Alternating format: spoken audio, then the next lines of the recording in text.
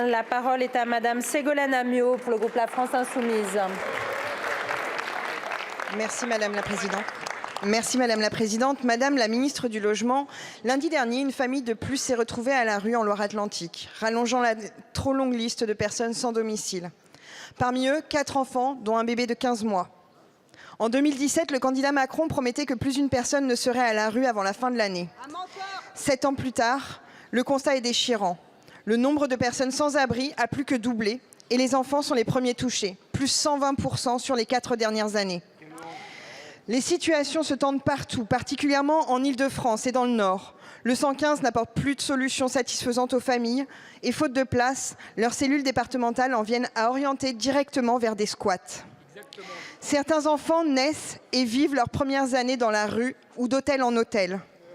Eux, comme leurs mères, sont d'ailleurs bien plus victimes et témoins de violences et de viols. Ils ont 2 fois plus de risques d'avoir des problèmes de santé mentale, mais sans domicile fixe, les suivis des soins sont impossibles. Les mineurs non accompagnés restent les plus touchés par le sans-abrisme et le non-accès à l'éducation et à la santé.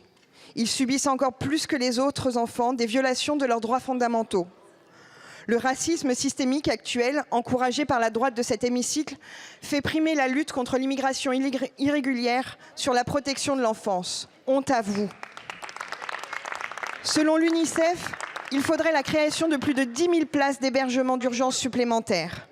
À l'opposé des besoins, pourtant, vous vantez des budgets toujours plus austéritaires, poussant les départements à supprimer des places d'hébergement d'urgence. 600 places rien qu'en Loire-Atlantique. Votre prédécesseur, M. Kasbarian, était bien plus le ministre des expulsions que celui du logement. Et vous, madame, serez-vous la ministre du sans-abrisme? La parole est à Madame Valérie Létard, ministre en charge du logement et de la rénovation urbaine. Merci Madame la Présidente, Mesdames, Messieurs les députés, Madame la députée Ségolène Amiot.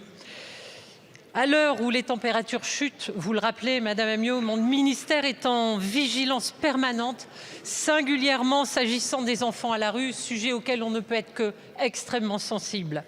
Pour 2024, le gouvernement, je veux vous le rappeler ici, vient de compléter le financement du secteur de l'hébergement de 250 millions d'euros pour répondre aux besoins en intégrant la question du Ségur. Et 203 000 places seront maintenues en 2025, portant à 2,8 milliards, c'est-à-dire un doublement d'enveloppe en 10 ans, 2,8 milliards l'effort consenti pour accompagner l'hébergement. J'ai demandé au préfet d'amplifier les maraudes et de mettre en place sur chaque territoire une cellule de résolution des situations. Elle est mise en place dans votre département Loire-Atlantique depuis 2022 et j'ai décidé de mettre en place une cellule miroir à l'échelle nationale pour assurer un suivi global. Dans votre département, Madame la députée, toutes les familles avec enfants sont prioritaires à l'entrée au 115 et le conseil départemental assure la prise en charge des femmes isolées avec enfants de moins de 3 ans. Afin d'améliorer structurellement cette politique d'hébergement que j'ai pu... Je peux terminer, merci. Je voudrais simplement vous signifier 3 priorités. Une intensification du logement d'abord avec 29 millions supplémentaires pour 2025 pour accélérer la construction de pensions de famille et de résidences sociales.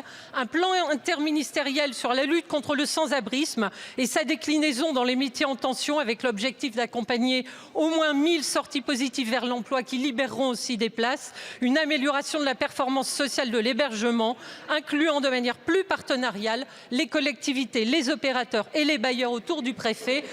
Nous continuerons l'effort. Je sais que ça n'est pas satisfaisant, mais croyez-moi, l'ambition et l'effort consenti financièrement a été porté au maximum et on a réajusté les financements. Merci beaucoup, Madame la ministre. Pour être vraiment au rendez-vous des attentes des professeurs. Madame la ministre, Madame la députée.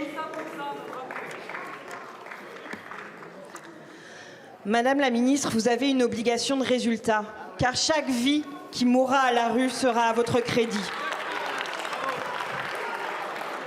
Je vous remercie. La parole est à présent à Monsieur Christophe